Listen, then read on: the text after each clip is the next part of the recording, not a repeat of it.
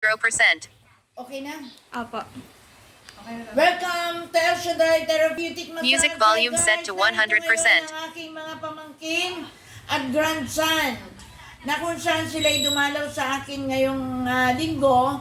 Kaya na-snatch ko, no? Kasi sila po ay bilang mga pamangkin, lahat ng problema nila physically, dito po sila nagpupunta. Narito ngayon ang mag-anak ni Sel na kung saan ihahayag natin kung gaano kabuti ang Panginoon sa kanilang buhay. Bukod kay Sel, bukod sa kanyang mga anak na dalawa, bunso at panganay, ito ngayon ang i-interview natin, yung kanyang second child, walang iba kundi si Kurt. Sel, ano ba ang nangyari nung dito sa anak mong Kurt? Kasi nung nagsimula siya nung 5 years old, napansin namin yung mata niya na laging pag nanonood ng TV, nakatagilid, tapos mga ganun-ganun. Tapos simula nung pinagbabasta namin siya, pina-check up namin siya sa doktor, sa mata. Ngayon nga, sabi sa amin, next eye daw yung mata niya, tapos pag hindi siya gumamit ng salamin, pwede siyang maduling. Kaya lagi namin siya pinapacheck up, nagsasalamin na siya, 5 years old pa lang siya. Ngayon, ilang taon din kaming pabalik-balik sa ospital, sa doktor para lang mapacheck up yung mata niya. Kaya nung simula nun, nagamit niya yung iron spec, gumanda yung pakiramdam niya, yung mata niya. Laking tulong sa kanya yung iron spec. Salamat sa Diyos. Ngayon, tanungin natin ngayon si Kurt. Kurt, ano ang naramdaman mo bago ka gumamit ng iron spec? Lakasan mo. Nahihilo po ako. Tapos, Yung panunod ng TV, nahihilo? Ano pa?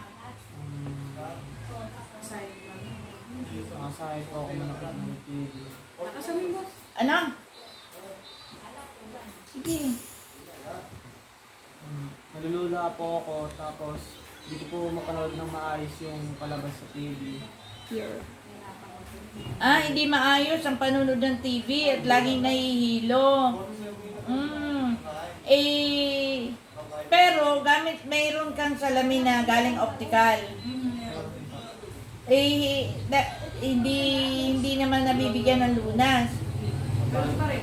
Pabalik-balik. Pero nung gumamit kayo ng iron spec, anong nangyari, Kurt?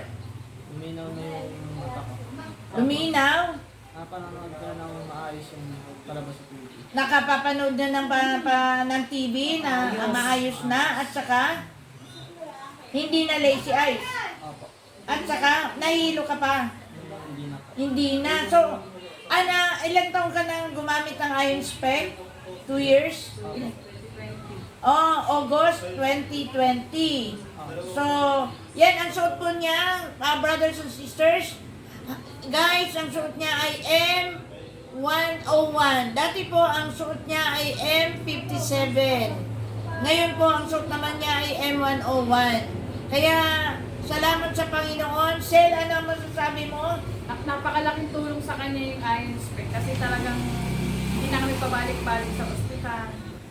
Maganda na yung paningin niya. Hindi na siya lazy eye. At saka ang tanong ko mahal ba o mura ang salamin?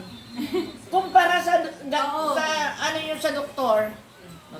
Mas okay siya, hindi siya mura, pero mas okay siya pag gumamit ng iron spec. Kasi sa salamin sa optical, every 3 months nagpapalit kami, magkano yun. Yung ano nyo pa sa doktor? Oo, sa doktor pa, magkano yung doctor's fee. Kaya ito, 2 taon bago kami nagpalit. Subok ba, Kurt? Masaya ka ngayon? Opo. May girlfriend na? Ganyan. Mas mahihayin po kasi, brothers and sisters, ito aking grandson. Kaya, thank you. Maraming salamat. Hopefully, to all viewers, to all subscribers, to all likers, kindly subscribe, like, and share. Maraming salamat. Magandang hapon po sa inyo lahat. Thank you. Sabihin mo, tapos na.